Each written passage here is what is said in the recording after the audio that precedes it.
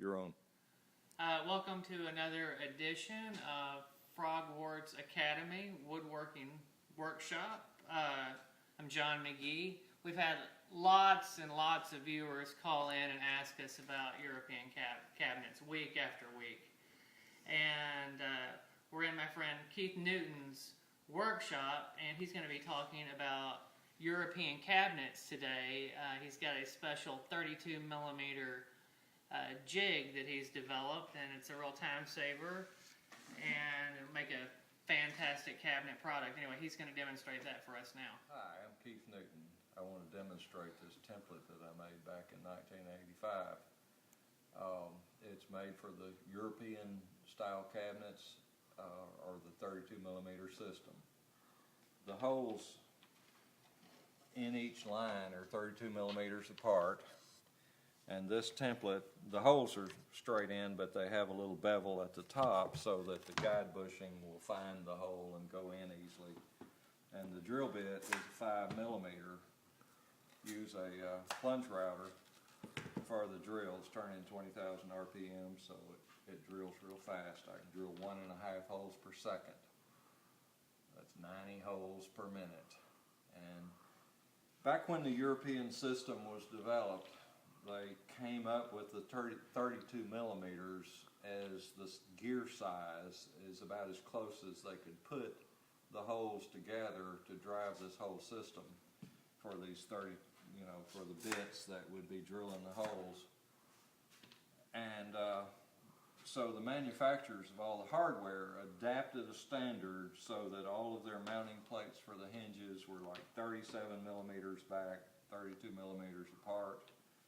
All of the drawer slides and everything fall under the same standard. So I built these templates to use a plunge router so that the small shops could stay competitive with the big shops that, back then a hole drilling, CNC tool would be $100,000 to $250,000, and this $200 router and a $200 template would keep you to where a small shop can still crank out enough work.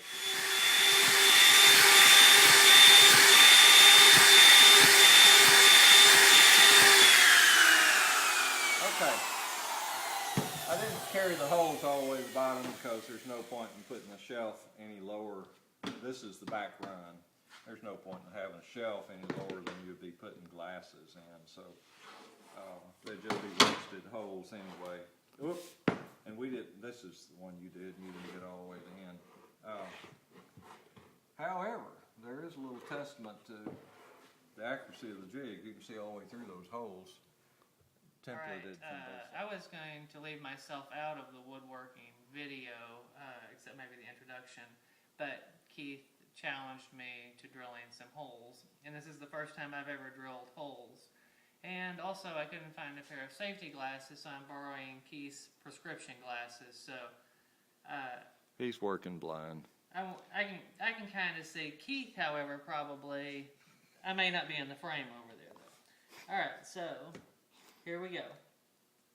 I don't have the. You got it. It's got the hobby switch. Now remember to drag it.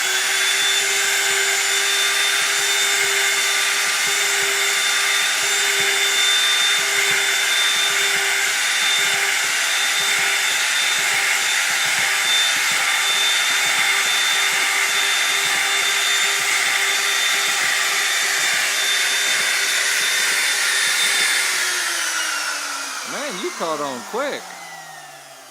That's great, John. There you go. That's how you do it. Chest that Keith is working on for a customer, and it's pretty cool. So I just thought I would include it here. It's poplar, and it's going to get an ebony stain on it or something really dark. Jacobean. It's got the bloom drawer slides on there that are. I think they're tandem box. Soft closing on the end. Very nice. Stiles and rails here are kind of in a whirl pattern, and they're dovetailed together.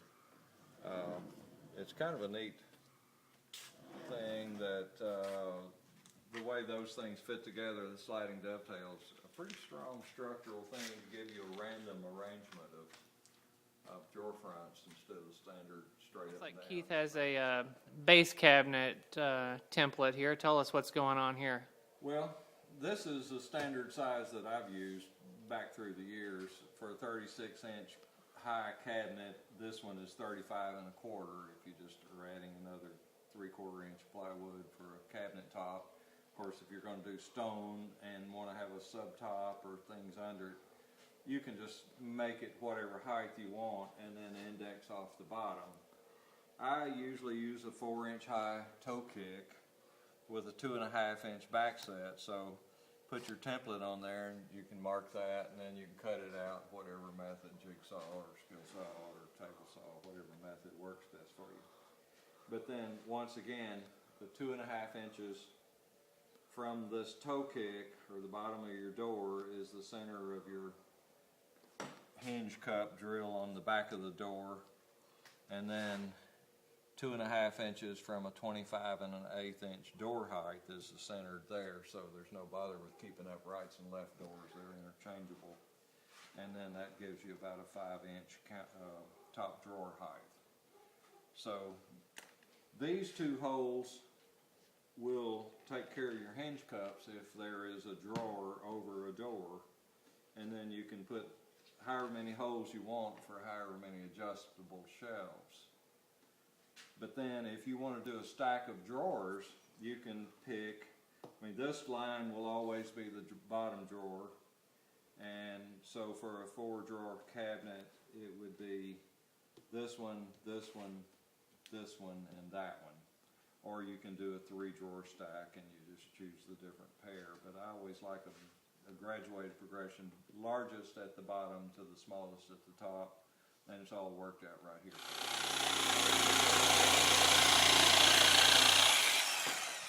All right. That's the toe There's kick. the toe kick. You just, once that's done, you can do your sub toe kick when you put your bottoms and stuff together. They'll end up flush with that, and then your final toe kick will be in front of those.